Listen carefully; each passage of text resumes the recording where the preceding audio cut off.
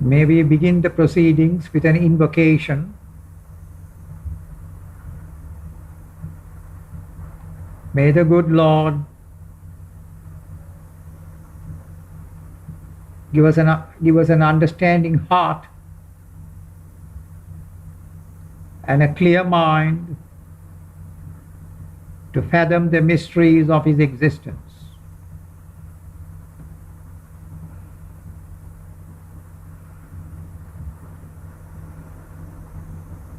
The whole of creation reveals the glory of God.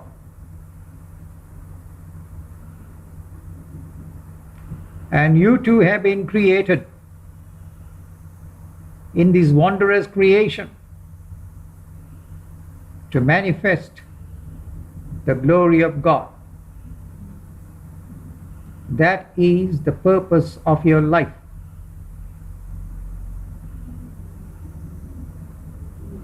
Today, or from now onwards,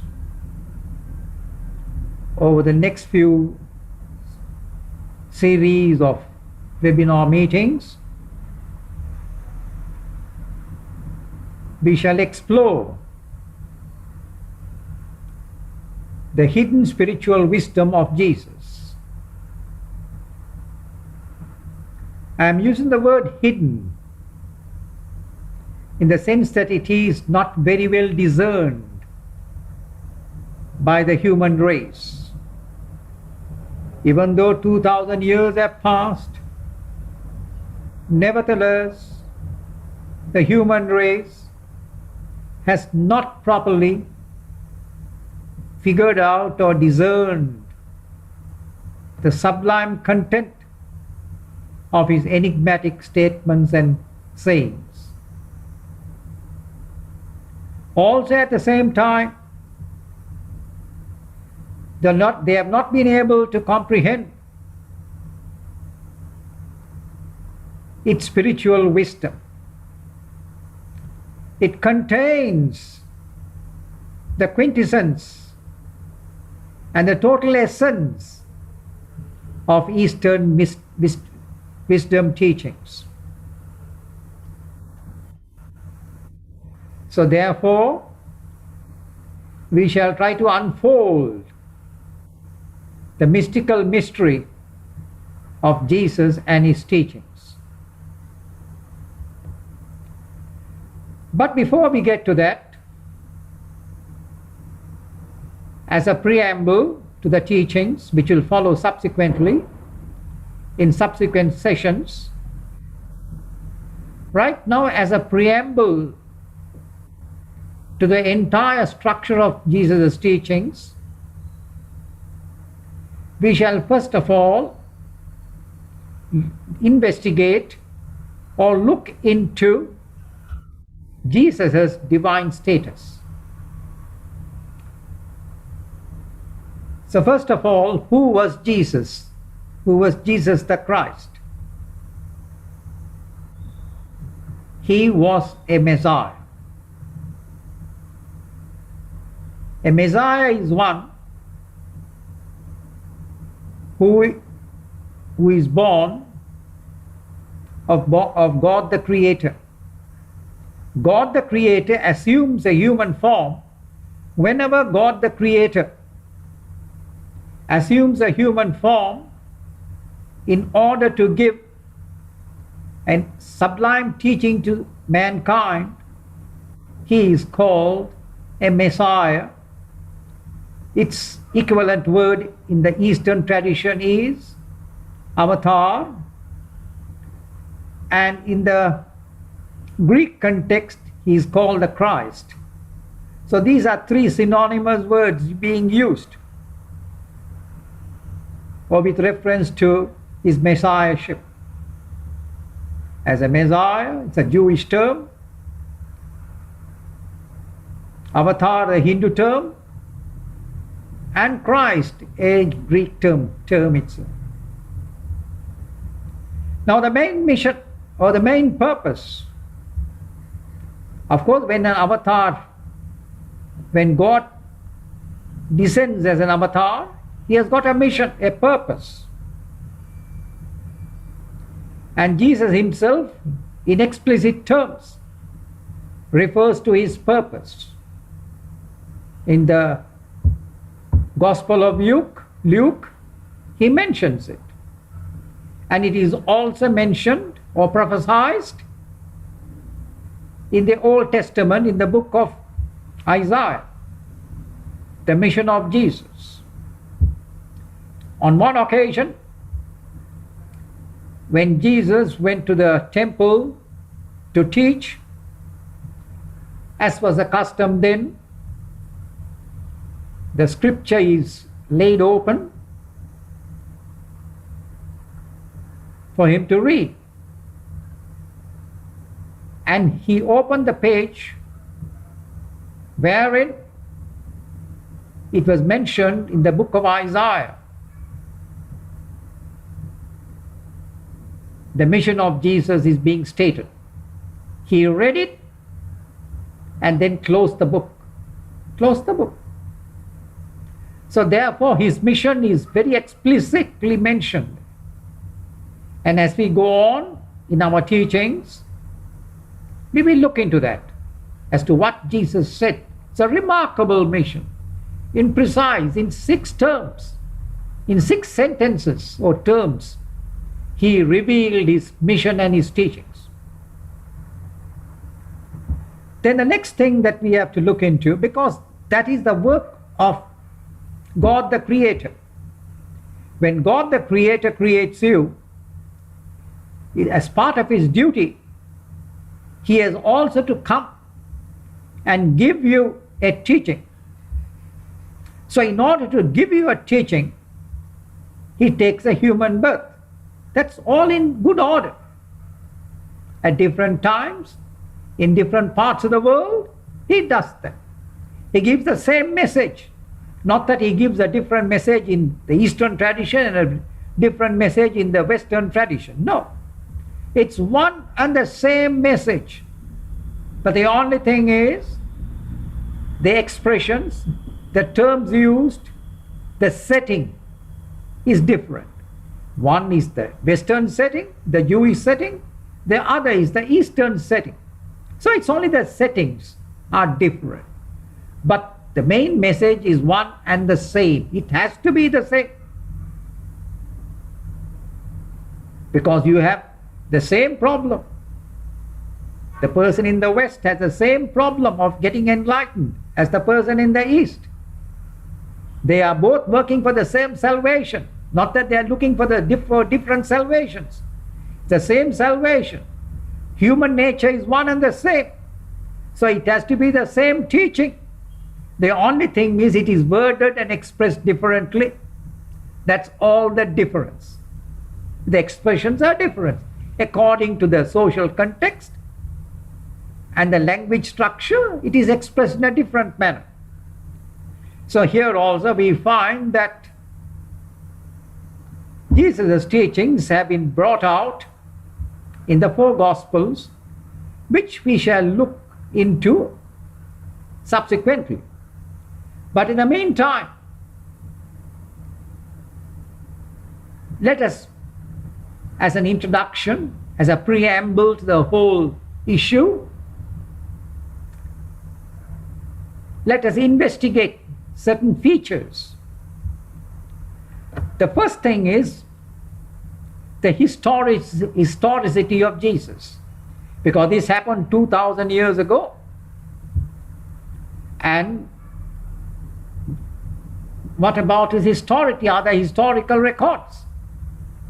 Yes, there are.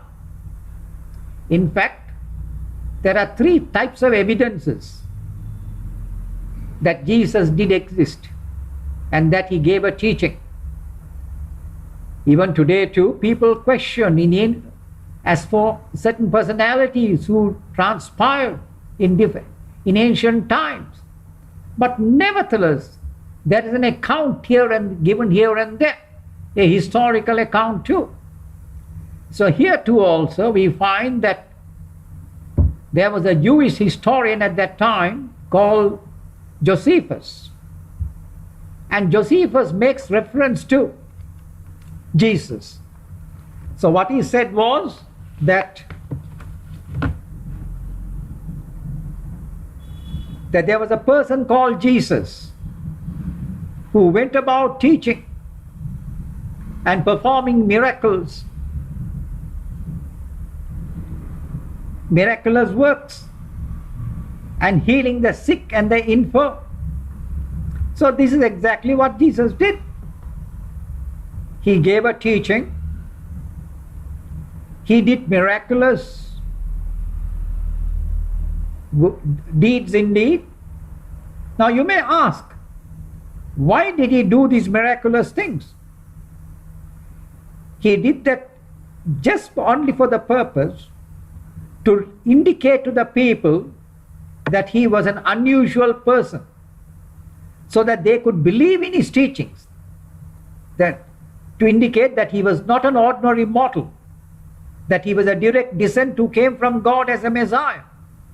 So in order to make people appreciate and have faith in his teachings, he was compelled to perform certain miracles so that people would believe him.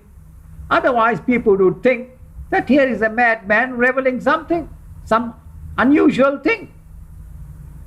So therefore, who is this man who is talking in this manner? Because it's very difficult for people to comprehend that there is one amongst them who is a Messiah. So even at that time, the Jewish people, even though the Messiah was prophesied, nevertheless, the Jewish people, and especially the persons in power or in position, in religious power, which was the clergy, they were the Sadducees and the Pharisees, who were the priests. They did not want to accept him. They were the main people who were hostile to him, unfriendly to him. They didn't want to receive his teachings. And they are the ones responsible for his crucifixion too.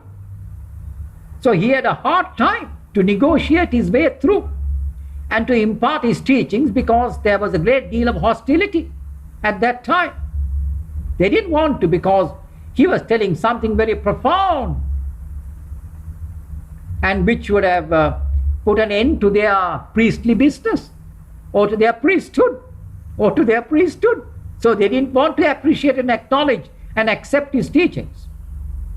But nevertheless, we find that herein there was a Jesus who had to perform these miracles in order to induce faith in the people, the populace at large, to receive his teachings, his blessed teachings. So that was the second thing.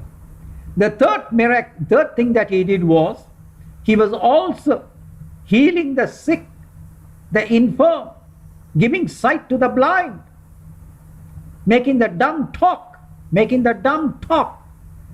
Now you may wonder, how is it possible that you can make the dumb talk and the blind see? In fact, I could tell you very well that this was done right here where I am staying, close by, about nearly 100 years ago. There was a holy man living in Jaffna. His name was Yogeshwarananda. And this man was a saint. He was a man of God. And he exactly duplicated some of the works done by Jesus. He made the dumb talk. He made the blind see. And he stopped he made the dumb talk. He asked the dumb man to open his mouth and spat in his mouth, and the man began talking. And then to another man in the vicinity of Jaffna who was blind, he just took a little mud, spat it with his spit and put it on his eye, and the man was able to see thereafter. And then it is said that Jesus too performed other miracles like walking on the water, and then stopping the rain, stopping the storm. There is a storm there. When he was on the boat, on the high seas, and the disciples were afraid that the boat will topple over. And then at that time, Jesus just calmed the ocean, the waters of that part of the sea, because that part of the sea can be very turbulent. It is geographically so located that around it there are mountains, and wind comes into the sea from different parts and makes it a swirling moment. Even today it is so indeed. So boats are very careful. Those who go by boat are very careful to negotiate those waters. And here there was a storm, and then just Jesus stilled it. So they are wondering, who is this man who has power over nature itself? The nature obeys him. So thus this was a superlative individual, Jesus. He had to demonstrate all these so that people could believe in his teachings. Could believe in his teachings. And the most profound teaching that he gave was, you are gods. That's what he said. You are gods. You are, every one of you is the divine. Not in your human nature, but in your true divine nature, every one of you is God. Now that's a profound statement indeed. Very difficult for humans to swallow that. But nevertheless, because it was the outpouring, the statements came out of Jesus. So therefore, they had to. So that's part of the teaching contained in the Gospel of John, wherein he mentions this, you are gods. And this reference is made in the Old Testament too. And not only that, that is the final of the teaching found in the Upanishads, the Hindu scriptures, which come and tell you, the final teaching is, Tat Tvam Asi, thou art that divine which thou seekest with all thy heart. And thereafter it is your duty to feel and be that I am that. That is your spiritual, that is the final of your spiritual discipline, to be God. That's what I said. So be God, when you too can be God, you glory God within you. You glory God within you. That was the main purpose by which the human race was brought into existence. So that in each and every person who could so experience his divine nature, and when he does that, he is glorying God within him, glorying God indeed. So thus, Josephus, the historian, makes reference to Jesus. He makes reference to Jesus as an individual who existed at that time. Then the second proof is that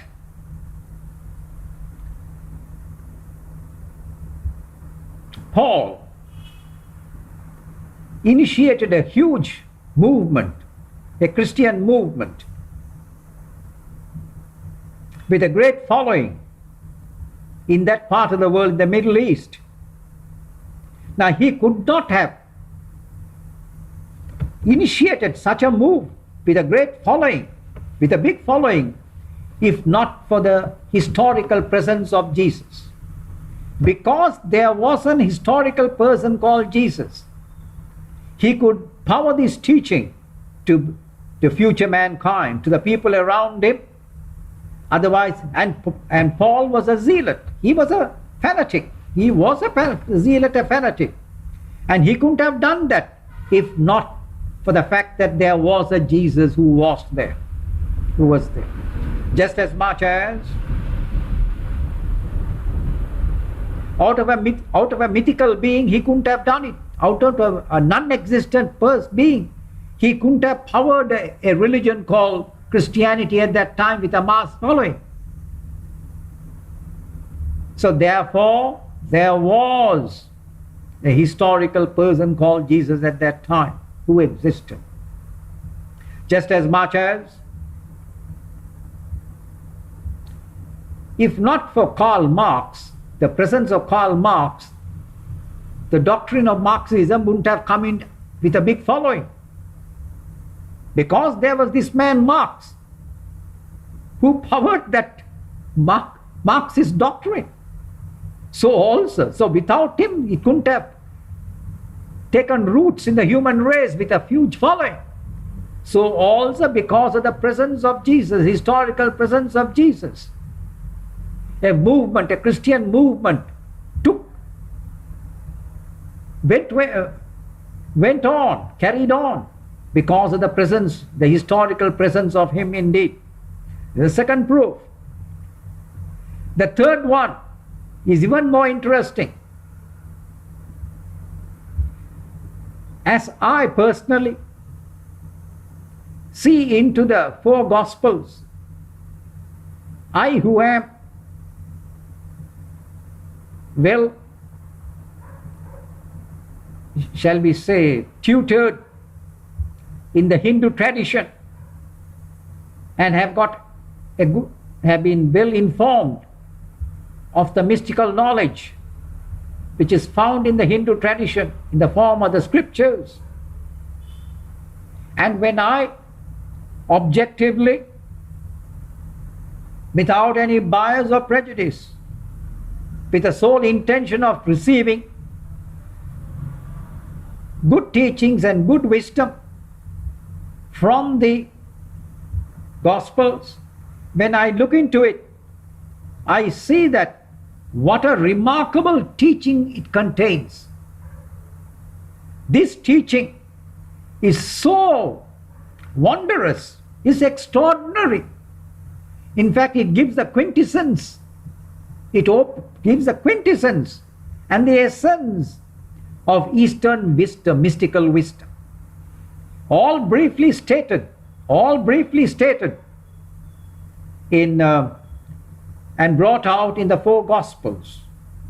So seeing such an extraordinary teaching, I felt that this remarkable teaching could not have been given by an ordinary mortal. Only an extraordinary person, a superlative person, as a Messiah could have given this remarkable teaching. It is so wondrous indeed. Then you may turn around and ask another question, a pertinent question. Well, teachings were also given to the human race by holy people and the saints too. Yes, they did give a teaching after they had become holy and had become, shall we say, attained their God nature. They too, here and there, gave some teachings. But they did not give it as a mission. Their mission, the mission of these holy people, all through human history, east or west, their mission was only to get enlightened. Once they got enlightened, their mission was over. And after that, whatever they taught was an overflow of their life. It was an overflow. Just like, when you boil milk, it overflows. If you are a little careless, it overflows. So also whatever teaching they gave in the world was just an outflow or an overflow. But they didn't do it as a mission because they had nothing better to do, so they just gave a teaching. That's about it. But when a Messiah comes, he has got a mission. He comes with a mission. And here Jesus had a mission, a specific mission, just as much as Lord Krishna had a specific mission. And he very clearly enunciates that mission in the Bhagavad Gita, that whenever there is dharma falters, when righteousness falters, and the good knowledge have faded away from the human race, then from time to time, Krishna says that he takes birth in order to revive and reinvigorate this teaching. So here too also, the same thing. God in the form of Jesus, God the Creator in the form of Jesus, takes a human birth in order to reinvigorate and re-establish this wondrous teaching indeed. So thus, keeping this in view, it is clear that the human race will have to study these teachings with a great deal of care. They are not the teachings which have been put across as currently as church doctrine. That's totally different. The church doctrine is totally different from what Jesus taught. Jesus taught is something entirely different. So it is this unique teaching, and what Jesus taught is contained in the four Gospels. Contained in the four Gospels. So when you carefully look into the four Gospels, read them, study them, they open out. But since they were mystically worded, because all scriptures are mystically stated, they got a superficial, you can interpret it in a literal superficial manner, or on the same hand, you can also perceive the intrinsic mystical meaning, underlying mystical meaning. So here too also, and this is the case with all scriptures, for those who are, shall we use the word, unprepared, only the literal surface meaning flows into them. But the in-depth mystical meaning, the sublime meaning, opens out to those who are discerning and who wish to know the truth behind it. So thus, the scripture has to be carefully re-understood, re-examined for whatever it is worth.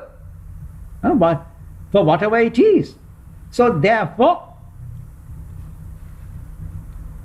the scripture, the four Gospels, in its proper perspective, has to be re-evaluated, re-understood, re-examined by the human race to find the way and the direction towards salvation. Towards salvation. Now, as far as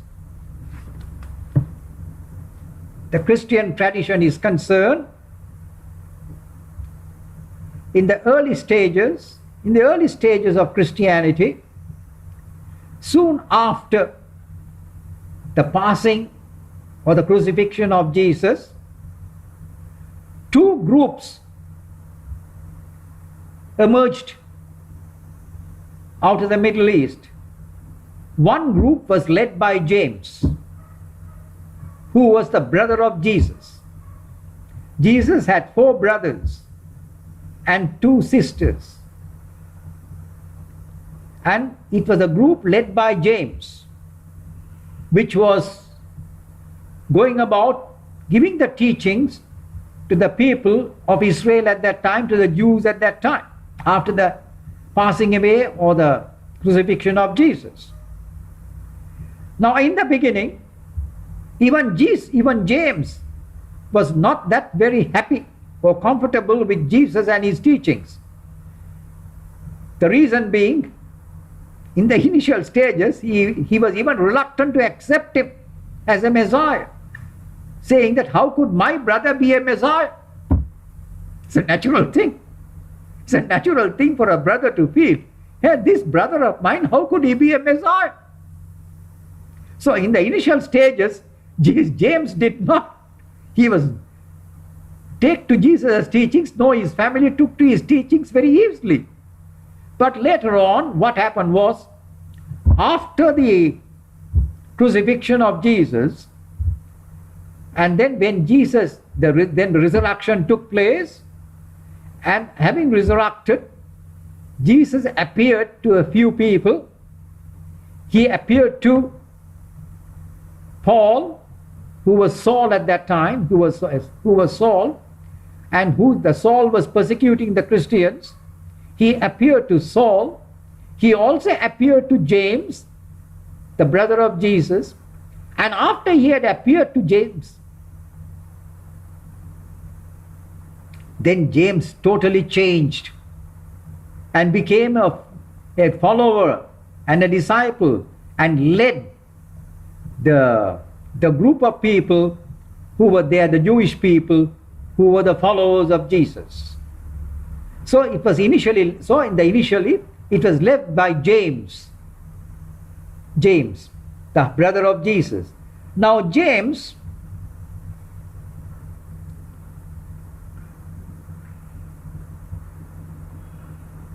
the followers of Jesus at that time, there was no Christianity at that time. And the followers of James and his followers, or Jesus and his followers, under the guidance of James, the brother of Jesus, they were called as the ones who were living the way. Now remember these words, who were living the way, W-A-Y, the way. That's a very significant term, because that is exactly what Jesus taught. He showed you the way by which you could live your life, understand His teachings and live it, incorporate them into your life, and in due course get enlightened or obtain salvation. So therefore, those people, the initial followers of Jesus living in Jerusalem, were called as the ones who were living the way. That's very correct indeed, very significant. So there was no religion at that time. They were only living the way as taught by Jesus. And then, and these people, James and his followers, went on teaching, and they were persecuted by the fellow Jews, because already when Jesus was there, the Jews were hostile, especially the clergy, who were the Sadducees and the Pharisees. They were the clergy, they were hostile, and they were persecuting Jesus still, and his followers too. His followers were also being persecuted. Then what happened was, later on, when the Romans invaded Jerusalem, the temple, the huge temple, the massive temple in Jerusalem, along with the city of Jerusalem, was totally destroyed and obliterated. And many of the followers of Jesus, who were the livers of the way, they also perished. And this happened by the time 70 AD, that is, after the death of Jesus. By 70 AD this had happened. The entire city of Jerusalem and the temple was totally wiped off. So this group vanished. This group disappeared. Now the other group, led by Paul. Now Paul was teaching. Paul was a fanatic Jew. Initially, he was persecuting Jesus and his disciples. And even after the death of Jesus, or the crucifixion of Jesus, he still continued to persecute them. And then he was on a mission to further persecute and imprison those followers of Jesus. He was such a fanatic. But then on the way, he had a very remarkable, momentous experience. On the way with his followers, Paul, he was blinded by a light. A light appeared, blinded him, and told him, "Saul, Saul, why are you persecuting me? Why are you persecuting me?" And then at the same time, Saul was his name at that time. Paul was known as Saul at that time. And Saul, because of the power of that light, he became unconscious. When he woke up, he couldn't see. He was blinded. He couldn't see. So it was this Saul, who later on became Paul. And later, in another vision, Paul was told to go to this village and get himself healed and have his vision restored. Once again, there was a vision which appeared, and accordingly Paul's vision was restored. His eye vision was restored. But at the same time, now he became a convert. Always a zealot convert he's very zealous indeed. He was a zealot Jew, now he is a zealot Christian, who Paul indeed. And then he went about ministering and giving the teachings of Jesus all over the Roman Empire at that time. So those were his followers were the ones who survived, and they are the ones who propelled Christianity. So what you have today is the Pauline version of Christianity. Pauline's version, because Paul was the one who projected subsequently the teachings of Jesus. And so therefore you find that Paul, to a very great extent, had a very mighty influence, a great influence upon the entire Christendom at that time. The next thing is that but Paul did not have personal contact with Jesus. James did, the brother of Jesus did, but Paul did not. But at the same time, Paul met James, the brother of Jesus. They had interaction, and then James was insisting that the Christians who were called the Gentiles at that time, non-Jews were called as Gentiles, while the Jews led by James, and James insisted that all the Gentiles follow circumcision, Jewish customs, and follow circumcision and eat kosher food, to which Paul denied. He said no, and then he branched off on his own accord.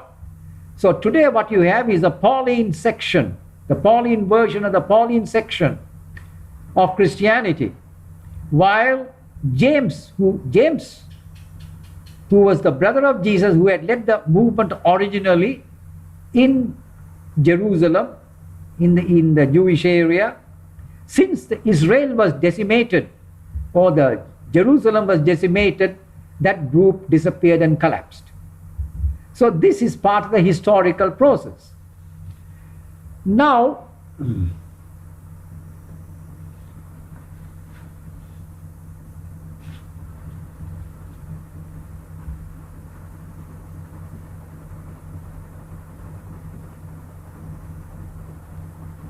what we are going to explore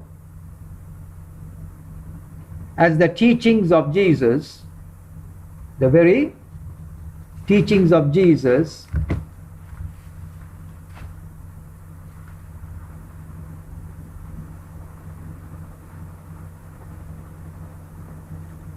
shall we use the word, the hidden spiritual wisdom teachings of Jesus. We have to re-examine the whole thing very carefully. And Gospels being gospel truth, they are true. They are the truth teachings. So the Gospel is something which comes and gives you a spiritual instruction, gives you spiritual guidelines and a teaching.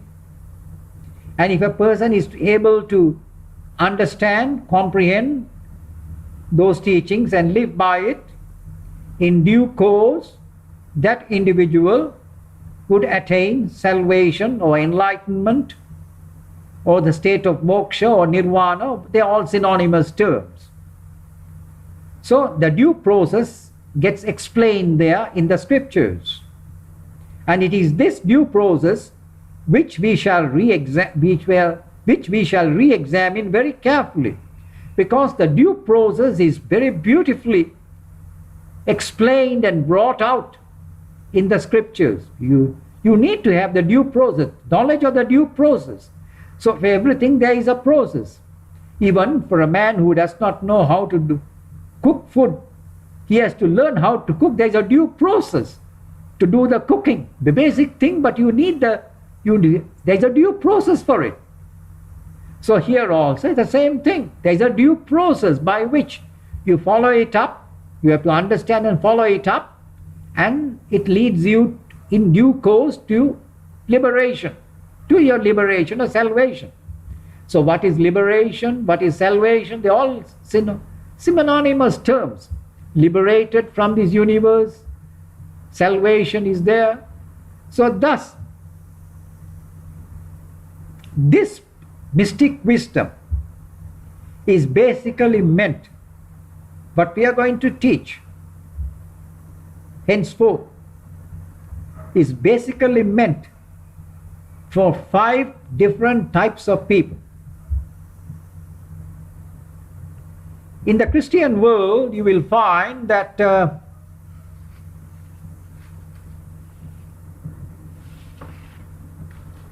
there are traditional Christians. The first group is, you find the traditional Christians.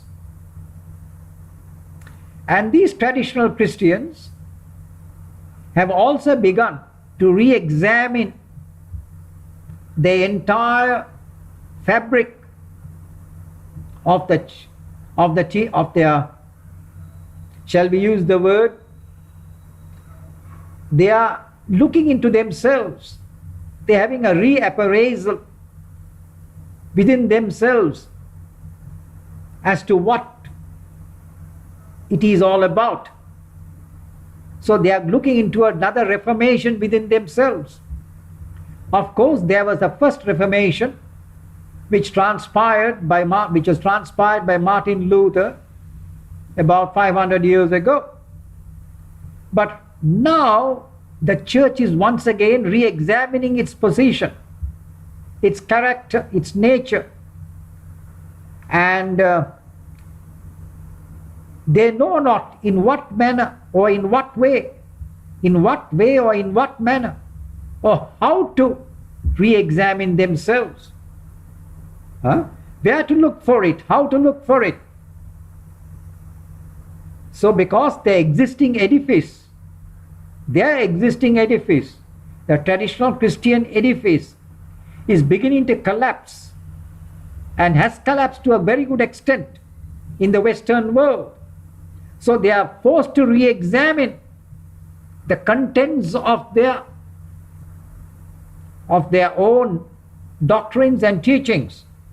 So they are wondering, what is the true church? And where is it? The church of God. The church of God. What is the true church? Of course there are churches and churches all over. But what is the true church? And where is the true church? Where is the true church? Where is it? And what is the true church? The church of God. The true church is the church of God. Where is it? Of course, the clues to this true church was given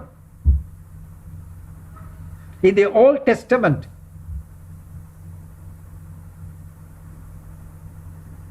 And it was revealed to Solomon. In Solomon's Solomon's book of wisdom, it is indicated that Solomon wanted to build a church. He had built a magnificent palace for himself. But at the same time, the wise Solomon wanted to build an even more magnificent temple for God. And he accordingly built it. And he wanted to consecrate it. And when he tried to consecrate it, he could not. He could not. But nevertheless, he had made the attempt. The church of God. The church of God. So therein also it was mystically implied. What is the church of God? Where is the church of God? That was implicitly implied there. And it is this which has to be looked into very carefully in trying to discover, because it is in the church of God. So you've got to examine and study. So it is in this church of God that you could build the edifice of the church. The edifice of the church could be built in the true church of God. wherein the glory of God is there, the glory of God. Huh? So when the glory of, for the glory of God, in the glory of God, the worship of God transpires. Where is it? So therefore, these are the first type of persons in the Christian world, in the Western Christian world, that they have to re-examine. They are forced to re-examine. They are at the crossroads to find out where this true church of God is, the church of God. Where is it? What is it? Huh? So this is the first group. Then the second person is that in the Western Christian world, there are those individuals who are disenchanted with the current church, and disenchanted with the priest too, the ways of the priest too, and at the same time being disenchanted with the church and with the priest. And what have they done? There's another group of Christians in the Western world. They have thrown the baby away too. And what is the baby? You know, when you are disenchanted with something, they throw the baby away too. And the baby is the scripture, the precious scripture. So there are a good many Christians who do not even care to look at the scripture, because they have been so disappointed with the ways, the current ways of the church and its ways. So as a result of it, this group of people don't even want to take a second look, and they have never looked at the script, at the Bible. The Bible is a scripture. They don't want to look at it even. So our current teaching is going to be addressed to these people too. Don't do that. There is a gem of wisdom contained in the scripture. Even though something is not right somewhere, it doesn't mean that the most precious thing, you just throw that away too. No, you've got to look into it. This is the second type of persons, because they have not been exposed to the good teachings contained in the Bible. And profound is the teaching. Then the third type of person is the one who thinks he is too smart. You know, if you find that in the Christian world, there are individuals who think that they are too smart and too clever, and for this Christian religion as it is being practiced, it's all right for these simpletons who have got a simple faith. It's good enough for them, but we are, as individuals, we are too smart for it. So there's another type of individuals you find in the Western Christian world. So as a result of it, they don't care either for the religion or for the scripture. The third type of individual. So we have to address them too, that look here, you're not that very smart. Huh? You can reject something only when you have examined it. You can't reject and throw the scriptures away as something unnecessary. The knowledge contained in the scriptures is totally different. The teachings of the scripture is totally different from what has been expressed as theology in the Western world. There is something called theology, which is the Christian religion, which is totally different and distinct from what has been propounded and opened out in the four Gospels. The four Gospels only show you a way. They do not propound a religion. Keep that in mind. No religion comes into the picture. The only religion which comes into the picture is your direct outlook and vision towards God. Towards God. That's the vision that you have. God who is around you and within you. God is there within you too. So it is directing you to this vision. The scripture is directing you to this newfound vision, that to discover the glory of your being, for which purpose you have come into this universe, into this world, and you are going through and transmigrating life after life in different bodies, in different clothing, so you go about. So therefore, to understand this, so therefore, the third group of persons are those who have discarded the scriptures altogether, not realizing what a gem they have thrown away. It's a gem indeed. But I tell you another interesting thing. It is not only there. I can assure you that even in the Eastern world, there are many who have not read the scriptures, the Hindu scriptures too. It's not the fault with them too. Here also you find individuals who have not read the Upanishads or the Bhagavad Gita because it was inaccessible to them. It was deliberately made inaccessible to them. So therefore, the wisdom teachings contained there is unknown to a good majority of the Eastern people,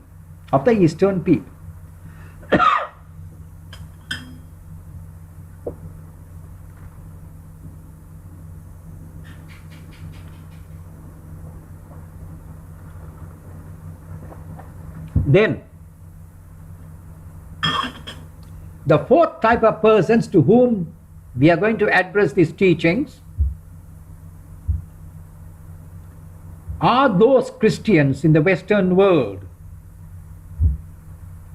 who are genuinely searching for the way.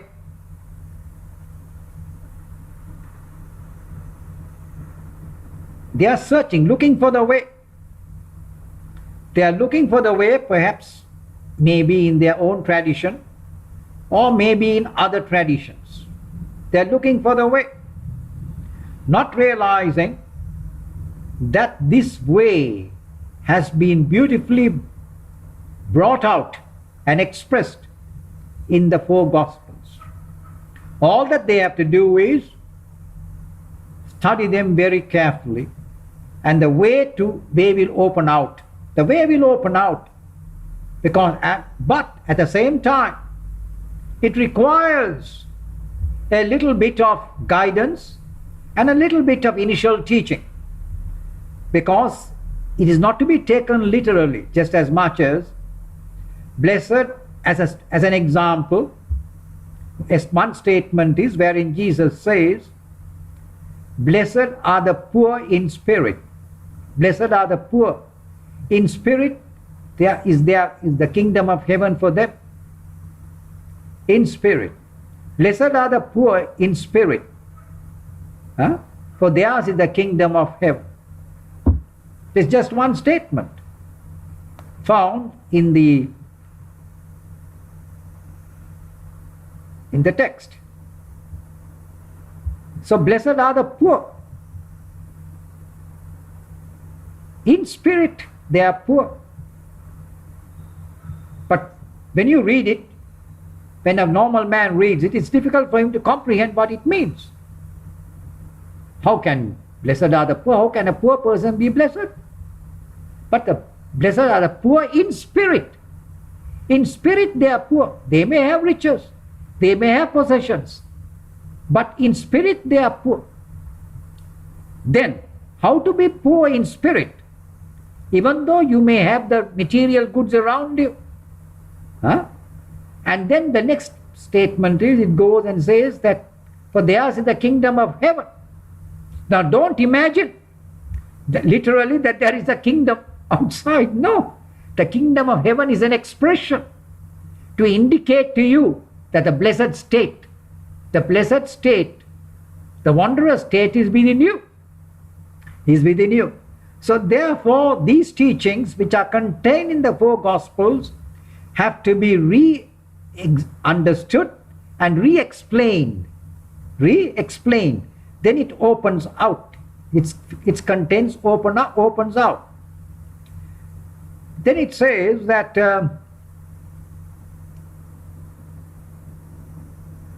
blessed are the pure, for theirs is the kingdom of heaven. Or blessed are the pure, for they shall know God. So blessed are the pure. P-U-R-E, pure. Yes. When you are pure in heart and pure in mind, they shall experience God within themselves. That's the That's the implication there. Within themselves, automatically they would. So in order to do so, you've got to be pure. Pure in nature. Your heart must be pure, your mind should be pure. So thus in this way, many a statement of Jesus goes on and on, which have to be opened out, and which we shall open out when we get into them subsequently in the near future. Then, so therefore, the fourth type of person is that who is searching for the way, and the way is there, it has to be only re-explained, and joyously they would be able to discover the way to attain salvation. Then the fifth type of person is the non-Christian. The non-Christian.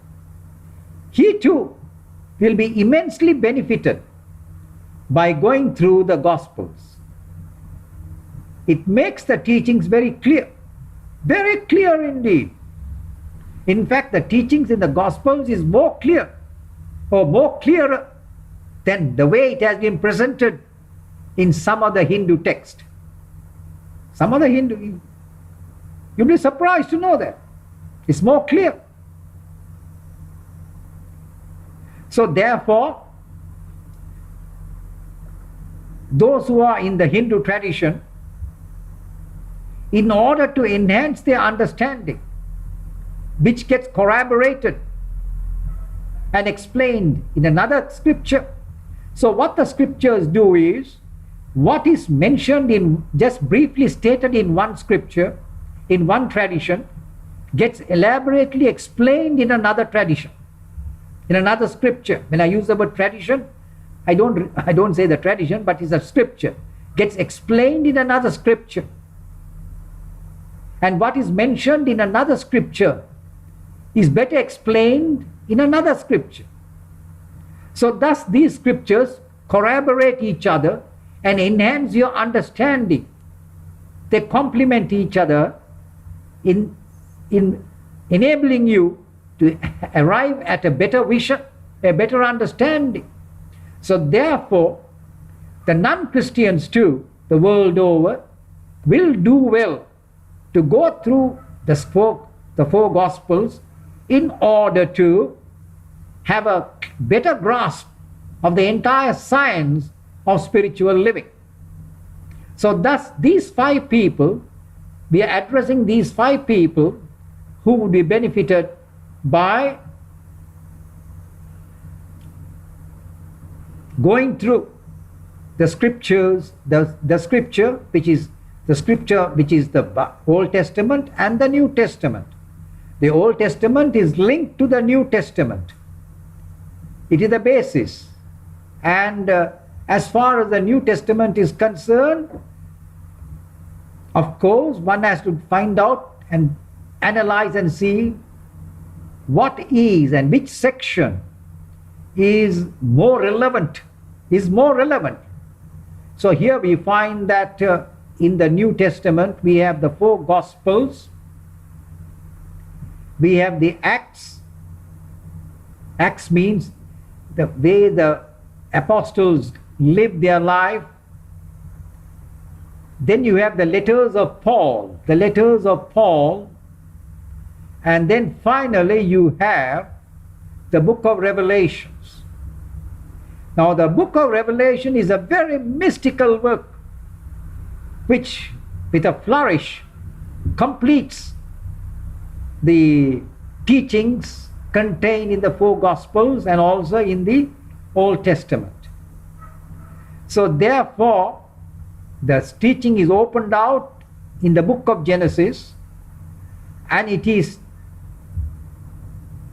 closed in the book of Revelations, and then in the 4 Gospels it is beautifully expanded. It's beautifully expanded, the teachings. The way is beautifully explained and expanded. And it is that which we will go through patiently in due course in our future seminars and teachings. But before that, now today what I did was only a preamble to the whole teaching. The next few sessions, I will gently introduce, as an introduction, the theme and the subject matter. The theme and the subject matter. And then after that, we will zero into the Gospels, the teaching of the Gospels, the message of the Gospels. So this is the format that we will go through. So bear with patience, and we'll follow it up. May God be with you. Om Tat Sat.